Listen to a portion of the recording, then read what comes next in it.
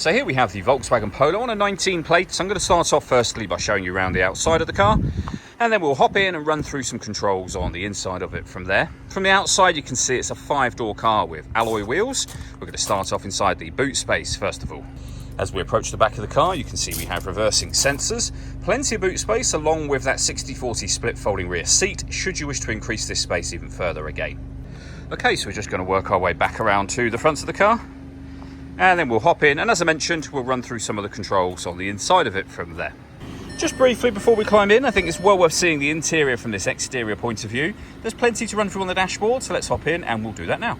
Okay, now that we're inside the car, we're going to start with the dials. On the left-hand side, we have the rev counter and coolant temperature gauge. On the right-hand side, the speedometer and fuel gauge.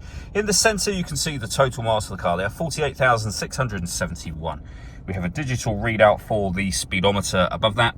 That's on the driving data menu. So lots of bits of driving, trip computer information, but there are other menus available as well. And you can see me cycle through those back around to the beginning again. And that is done with the buttons over here. On the left-hand side, we have our stereo controls. On the top of this stalk, we have speed limiter, which you can turn on, you can set and turn off from there. And then behind that, the touchscreen. So we're on the main menu at the moment. You can access anything you want from there or using the labelled sections down the right and left-hand sides. When it comes to the radio, we have DAB, FM and AM. If you listen to your own music, you can do so under the media heading, and you can see the different ways you can do that just there. And they include Bluetooth audio. So once you paired your phone just here, you can make and receive phone calls and stream your music wirelessly. On the subject of phones, we have Android Auto and Apple CarPlay, both available. You can make adjustments to your bass, middle, treble, balance and fader from here as well.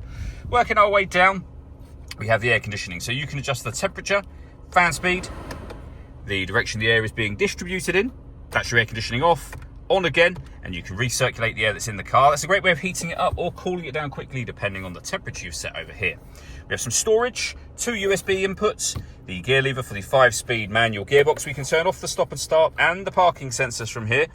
We have a 12-volt charging socket and 2 cup holders.